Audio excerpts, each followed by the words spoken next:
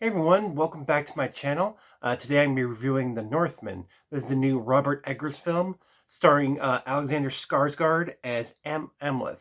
He's a Viking prince that basically his I would say he's basically his father is murdered, and so he goes into hiding for years, grows up, and then comes back for revenge because his father is murdered by his uncle in a scheme. So basically, I call this movie like the Viking version of Lion King. Kind of it's a similar plot. So he's a Viking prince, and like I said, he comes back for revenge. He stows away as a slave, pretending to be a slave. There, he meets Olga, played by Anya Taylor-Joy, and they kind of start a relationship. And they basically go into uh, and then she's a real slave, but he's posing as a slave amongst these other slaves and goes to the farm of his uncle. Is basically in the time his father is no longer a king, and his father also lives with his mother, and his basically his uncle now lives with his mother, and so he goes to this farm posing as a slave, mainly to get his revenge on his uncle and free all the slaves and also his mother. And then of course he also falls in love with Olga.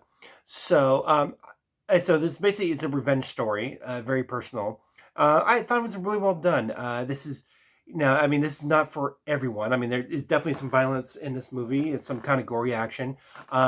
If you're a fan of the show Vikings on History Channel, you really like this, or if you're into that Vikings historical period, it's not very similar to the show though, because if you're going to this movie expecting like big open battles, open field battles between armies, there's not really that much of that. There's maybe like one or two scenes of that. This is mostly a personal revenge story, so it's him going and killing people on his own. It's not these huge field battles that you would expect from like the Viking show or any other historical epic about Vikings. So it's very different that way. It's a very smaller and personal story. And there's also a lot of surreal elements in this too. There's a lot of mystical stuff, people seeing visions, especially he does on his way, because he's ordained by the gods to get revenge for his father. So he sees a lot. He sees all this imagery. He sees like animals that turn into things. So that's peppered throughout. So if you go to this movie, you kind of be ready for that, because it does. I can see how it could turn off a lot of people.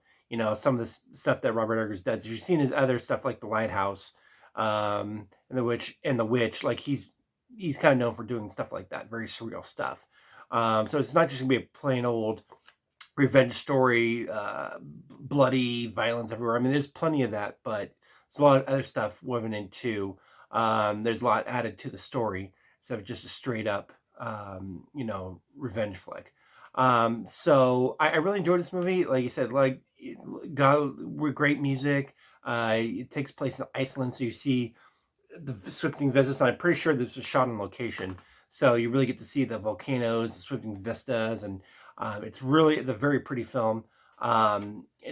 Pretty like, so if you're into revenge stories, if you're into the Vikings era, this is definitely a movie for you. It's got it's got a lot of good action to it at times, but there's also a good story as well, because he developed his character and like his relationship with Olga, and then reuniting with his mom, and then him trying to get revenge on his uncle and his uncle's new family. So there's a lot of interwoven into it. I think it's really well done. It's a really good fight. So like I said, it's not for everyone. You might don't go in expecting like a traditional Viking movie. So like I said, but I highly recommend it. It was a lot of fun.